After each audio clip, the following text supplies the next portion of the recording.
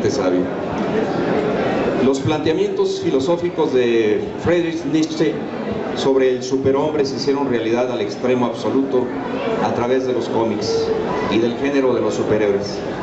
Ustedes se preguntarán qué tienen en común Superman, Batman, Audax, Black Shadow, Calimán, Sobek y Tinieblas. Bueno, pues hay un común denominador que voy a ir desglosando poco a poco.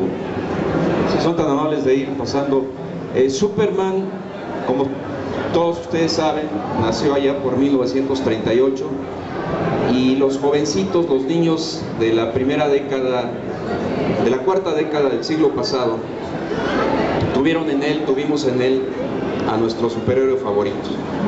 Aquí en México, incluso, si le seguimos pasando, tuvimos su versión con un personaje que se llamaba el Superhombre.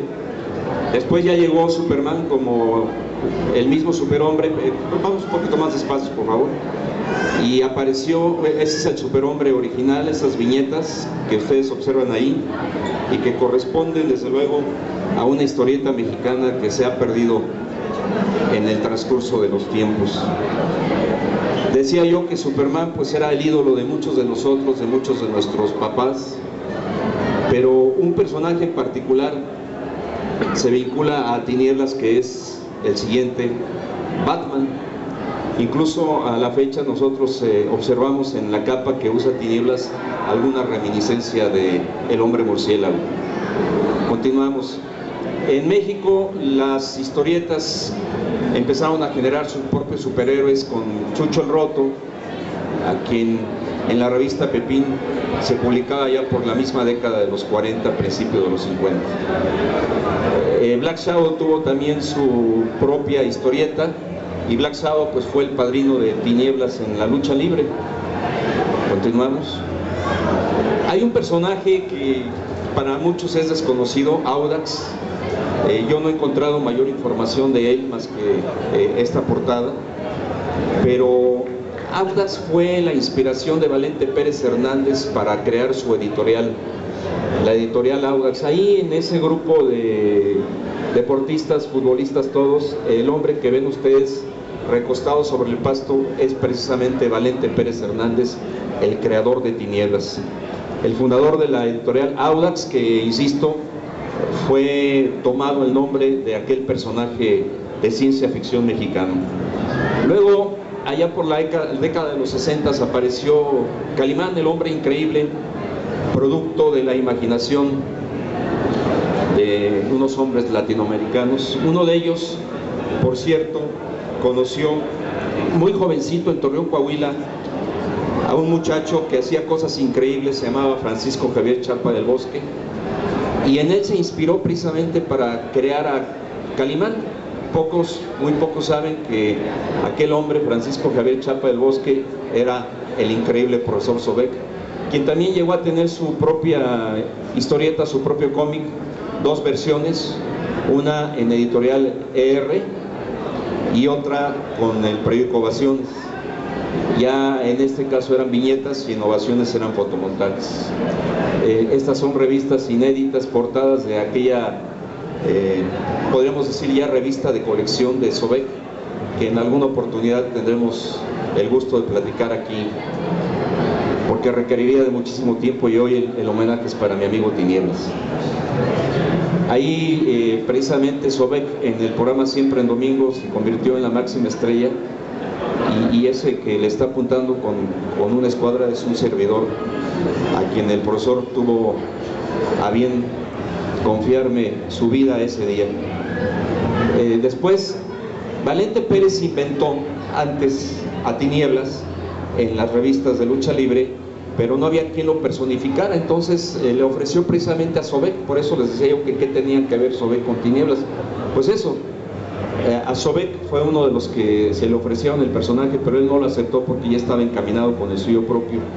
Sin embargo, Valente, que era un genio de la publicidad, inventó, una vez que debutó Tinieblas en las páginas de la revista Lucha Libre, que Sobek era Tinieblas, y así se fue generando una leyenda hasta que un día el mismo Valente los juntó a los dos, y en esa fotografía los observamos a los dos grandes amigos, el profesor Sobek y Tinieblas, el gigante sabio. Tiempo después yo tuve la oportunidad de trabajar con Valente Pérez en la revista Lucha Libre, y de ahí nació la amistad con Tinieblas, y fui conociendo poco a poco el desarrollo de este personaje que inicialmente se había pensado para la lucha libre, pero que al debutar en el cine de aventuras con los Campeones Justicieros, poco a poco se fue derivando hacia lo que tanto Tinieblas como un servidor consideramos que era su derrotero final, la ciencia ficción. Fue así que en la década de los 1970, 1980, en Televisa tuve la oportunidad de producir unas cápsulas con mensaje social didáctico, que eran las cápsulas de Tinieblas, el Capitán Aventura. Luego vino el reencuentro con su amigo Capulina, Gaspar Enaine, a quien había conocido años atrás antes de ser Tinieblas, filmando una película que se llamó La Edad de Piedra con Viruta y Capulina, y en la que Tinieblas aparece sin máscara. Ahí ustedes lo podrán identificar entre los más de 50 o 60 extras que participaban. Va a estar difícil que lo reconozcan porque tenía una melena enorme que le pusieron unas barbas, pero ahí es donde Tinieblas conoció a Capulina. Y después, cuando se encontraron en Televisa con las aventuras de Capulina, pues protagonizaron el programa histórico. Y digo histórico porque a la fecha resulta que tener 10 puntos de rating es lo máximo en cualquier televisora, valga de señal abierta. En ese entonces, durante 2 años consecutivos, el programa de las aventuras de Capulina con Tinieblas y Aluche alcanzó 32 puntos de rating. Incluso hubo alguna semana en que llegó hasta los 42 puntos. Fue un fenómeno absoluto que ha permeado a lo largo del tiempo.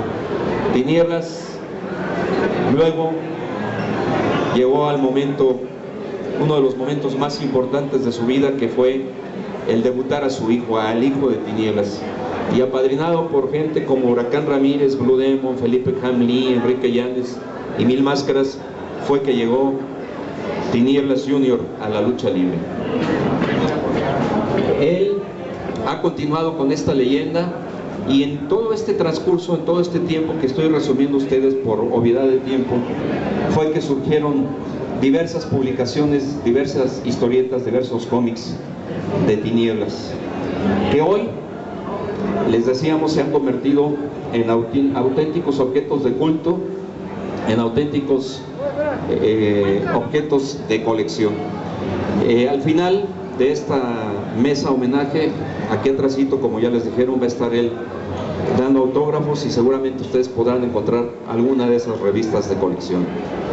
Hoy Tinieblas está iniciando no su despedida, sino la continuación de su leyenda, porque el personaje pues tendrá, por obvias razones, que irse apartando poco a poco de la lucha libre, mas no desaparecerá, sino empezará con otro tipo de aventuras, tanto en los cómics como en la televisión misma, como en los espectáculos. Tinieblas ha sido un desarrollador, un innovador dentro de los personajes, ha hecho